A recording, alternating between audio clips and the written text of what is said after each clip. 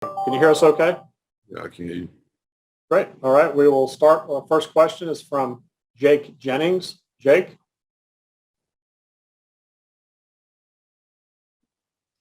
Hey, James. Just wanted to ask, Stetson's gotten a lot of criticism this year. Sorry,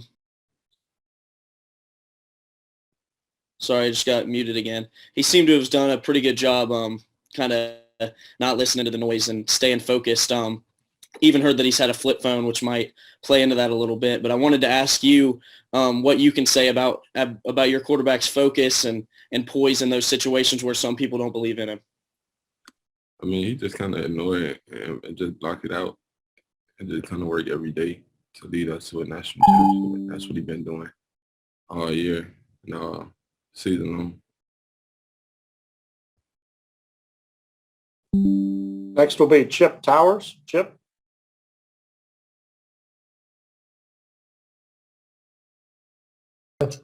Hey, James, how are you? I'm good. If I'm not mistaken, you have played for three different offensive coordinators while you've been at Georgia. And I just wonder if you could sort of give us some perspective on what it's like to play for Todd Monken. What's maybe different about him? I mean, what's different about him, he want all the little details right. Like, he don't want no, like, he want you running the route on air. He wanted to be perfect.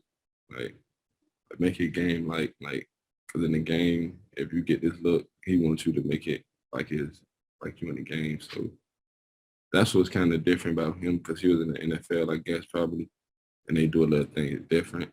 So, yeah, just about the little details and things like that. Thank you. Next will be Zachary Braziller. Zach?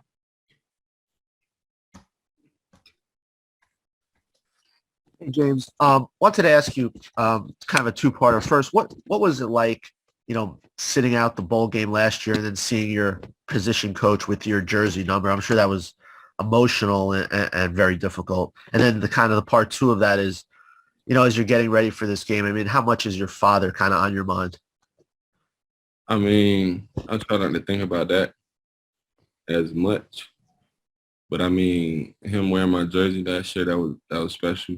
And I appreciate it from the whole Georgia staff, everybody around here who texted me and gave me encouraging words. And I mean, just everybody around here just made me feel special. So, I mean, yeah. How much did that factor in, deciding to come back to try to win a national championship? How big was that? I mean, that was big because I had something to work for. And why I came back is because I never been to a national championship. So I just wanted that to be different and come back. Next will be Steve Croner. Steve?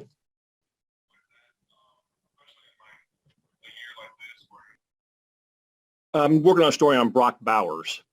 When I mention the name Brock Bowers to you, what comes to your mind? Oh, he just put his head down and work. Don't really say too much. Give you all he got on the field. And I mean, just a great brother and a great teammate.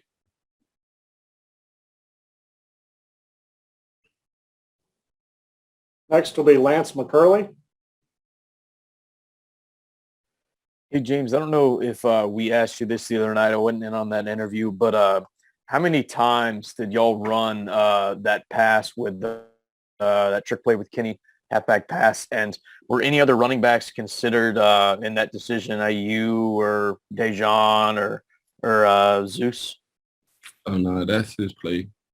We worked on it all week leading up to the game, and we ran it in the game. So, yeah.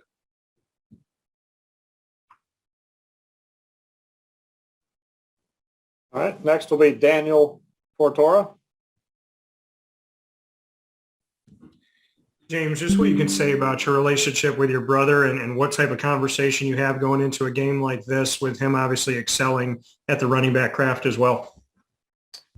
I mean, he really just tell me to stay locked in all year ready and get what I deserve, get what I deserve, and that's where I'm at now. So he just tell me just keep working, and my time gonna come, and my time here. So I gotta make the most of it because you only get one of these opportunities, and as you can say, this is my last one. So I gotta make the most of it.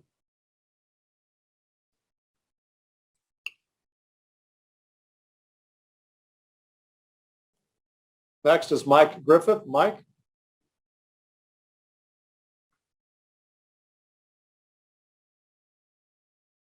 Yeah, apologize that mute came up late.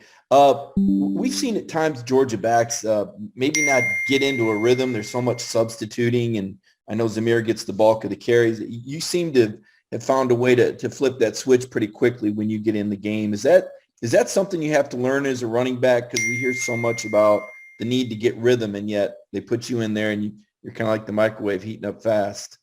I mean, me, I just trying to make my opportunities count when I get the ball. Like me, when I get the ball, I think about going 80 every time. So it don't make me no difference. So who get the ball? So I mean, as long as I keep making my opportunities count, and when I get it, then that's gonna work. But I don't really need to get in the groove ready. As long as I get the ball, I'm gonna make all my opportunities count. Next will be Jake Rowe. Jake? James, I wanted to ask you about the SEC championship game loss. What were your emotions after that game? We've heard from some of the other guys, but can you take me back to how you were feeling immediately when that game was over? I mean, I knew we had another shot, so I wasn't really down on myself because, like, I knew we would get another chance. And when we came back to practice, everybody came to work, and we got that bad taste out of our mouth on Friday.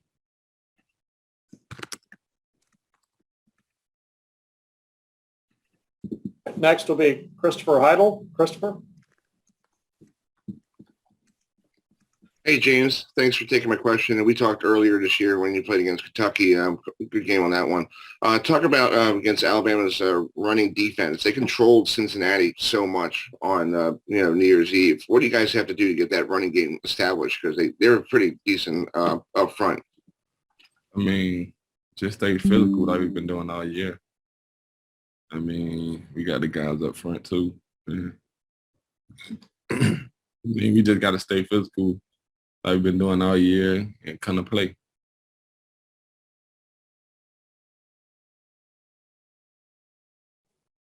All right, next will be Mike Griffith. Mike?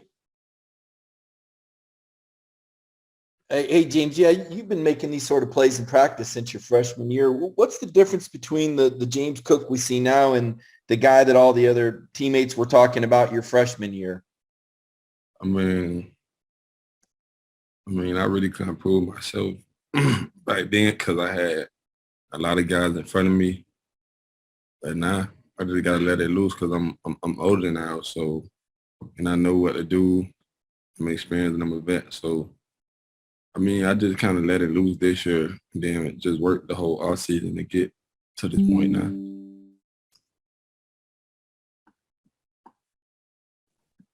Next will be Zachary Braziller. Zachary? James, you mentioned your brother. I mean, how much motivation is that? You know, growing up to have an older brother doing everything he's done, and he's obviously in the NFL doing everything you hope to do. How much has that been a motivational factor during your life? That is a motivational factor, like just knowing that you got an older brother in the NFL, and that's some place you want to be someday. So I mean, that just kind of made me want to work extra hard, just knowing I got an older brother in the league, and that's balling. So that play a big factor in it too. Next will be Davis Baker. Davis?